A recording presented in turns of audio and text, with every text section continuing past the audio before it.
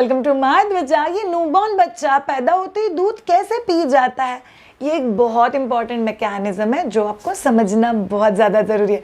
I am Shreya Shah, I am from Pune and basically एक बहुत important motive के साथ हम लोग ये सब वीडियो करते हैं कि क्या हम लोग प्रेगनेंसी से लेके बच्चा 9 साल का होने तक का आपका कुछ जो जर्नी है उसको अगर हम लोग थोड़ा सा पीसफुल और कॉन्फिडेंट बना सके तो सकिंग के लिए एग्जैक्टली क्या लगता है।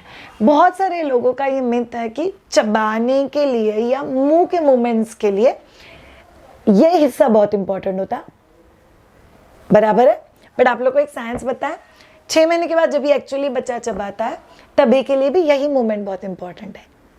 तो इसमें दांत का कोई रोल नहीं है। तो क्या क्या चीज़ें काम में आती है, जॉ, ये जो बोन है वो वाला, दूसरा चीज़ है चिक्स और तीसरा चीज़ है गम्स। ये 3 चीज़ें मिला के सकिंग का एक्शन होता है। ये जो सकिंग का मूवमेंट है ये बच्चा कभी सीखता है। बच्चा जब भी माँ के पेट में होता है 4th मंथ ऑफ प्रेगनेंसी, तभी आपका बच्चा थंब सकिंग करना शुरू कर देता है। ये बच्चा क्यों करता है? बिकॉज थंब सकिंग बच्चों की ये सारे जो मसल्स हैं उनको एक्टिवेट करता है। सकिंग बच्चे को पैदा होने के बाद कितना करना है, बहुत करना है, दिन में 8 से 10 बार आधे घंटे के लिए। तो बच्चा वो करते हो थकना नहीं चाहिए, उसको उस चीज़ की प्रैक्टिस चाहिए। इसीलिए 4th मंथ से बच्चा सकिंग शुरू करता है और वो डिलीवरी के दिन तक करते होते हैं। और बच्चा उन सब चीज़ों के साथ पैदा होता है जिसकी बच्चे को ज़रूरत है।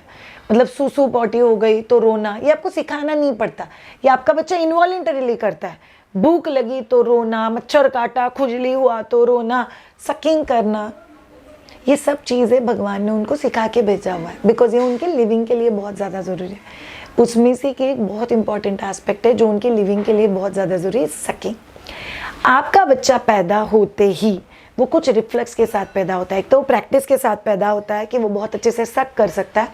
दूसरा चीज़, आपका बच्चा रिफ्लेक्सेस के साथ पैदा होता है जिसको कहते हैं ओरोमोटर रिफ्लेक्स।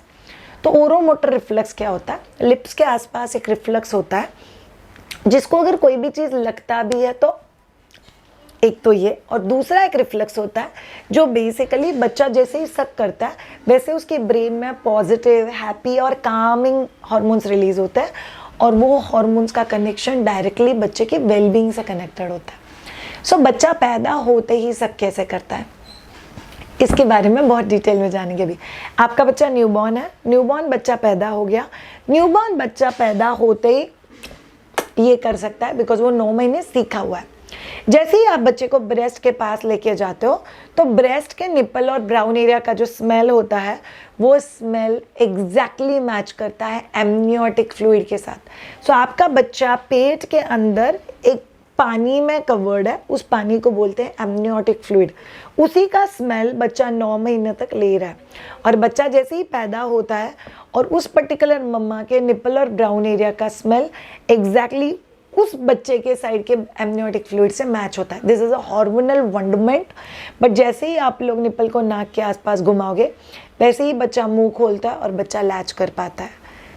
श्रेया, बट मेरा बच्चा जब भी लैच करता है तभी वो प्रॉपरली लैच कैसे कर पाता है? अभी वो आपके ऊपर है। लॉट ऑफ देम फील कि ब्रेस्ट फीडिंग में सीखने वाली क्या चीज़ है, ब्रेस्ट फीडिंग तो इतना नेचुरल है, बच्चे को आ ही जाएगा। No, that's not the case.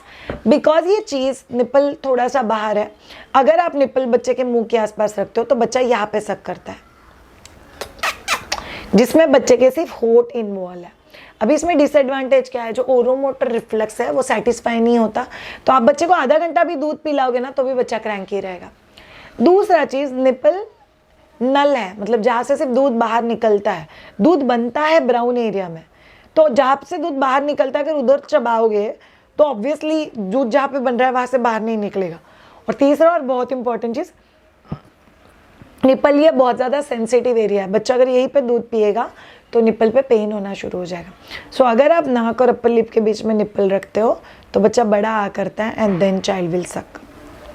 ये देखो, तो ये बहुत इंपॉर्टेंट लैच है जहाँ पे आपके बच्चे का मुंह में पूरा ब्राउन एरिया लॉक्ड है और बच्चा बहुत अच्छे से फीड कर रहा है।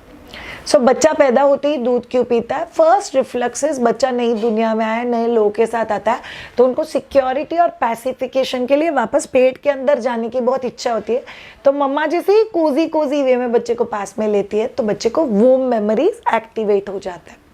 दूसरा बहुत इंपॉर्टेंट चीज़, बच्चा सकिंग सीखा हुआ है तो बाहर आके उसको यूज़ करता है। तीसरा इंपॉर्टेंट चीज़, बिकॉज निपल का स्मेल एमनियोटिक फ्लूइड के स्मेल के साथ मैच होता है, इसीलिए बच्चा बहुत अच्छा सक करता है। चौथा बहुत इंपॉर्टेंट चीज़, ओरोमोटर रिफ्लेक्स का सैशिएशन के लिए बच्चा बहुत अच्छे से सक करता है। तो न्यूबॉर्न बच्चा ये सब क्रिएटिव अप्रोचेस के साथ पैदा होता है, इसीलिए वो पैदा होने के बाद माँ का दूध पी सकता है। ये हो गया पार्ट 1। पार्ट 2 बहुत ज़रूरी है। अगर आप में से किसी भी मम्मा को अपने बच्चे को एक्सक्लूसिवली ब्रेस्ट फीडिंग कराना है या for that matter breast feeding करवाने की इच्छा भी है, तो आप लोग बच्चे को बॉटल नहीं दे सकते। बिकॉज मैंने अब तक जितने भी चीज़ें बोली वो सभी चीज़ें अगर बच्चे की बॉटल के साथ सेटिस्फाई हो गई, बॉटल पे सक करने को मिल रहा है, बॉटल में से दूध आ रहा है, बॉटल बिना मेहनत के या कम मेहनत के मिल जा रहा है, तो फिर कहीं ना कहीं बच्चा उस सभी चीज़ों को मैच करता है और फिर ब्रेस्ट पे मुंह नहीं लगाता है, ब्रेस्ट को धक्का मारता है, ब्रेस्ट के पास जाते ही मुंह टेढ़ा मेढ़ा करता है और फीड नहीं लेता है। अगर बच्चे को बॉटल की या निपल से दूध पीने की आदत हो गई है, जो आर्टिफिशियल निपल है, तो इसीलिए बच्चा पैदा होता ही है ताकि वो अच्छे से दूध पी सके, बट उसके उस पर्टिकुलर जो एक नेचुरल रिफ्लेक्स है उसको यूज़ करना बहुत ज़्यादा ज़रूरी है। तो प्लीज़ आप लोग उस चीज़ को यूज़ करो। बच्चे बहुत अच्छे से दूध पीते हैं, बहुत अच्छे से ब्रेस्ट फीड करते हैं and they will do very very good with life. Thank you so much all of you ये पर्टिकुलर वीडियो देखने के लिए। अगर आपको हमारे वीडियोज़ अच्छे लग रहे हैं तो चैनल को सब्सक्राइब ज़रूर करना, लाइक करना और कमेंट में लिख के मुझे बताना आपको ये पर्टिकुलर वीडियो कैसा लगा। Have a great time, take care, bye bye.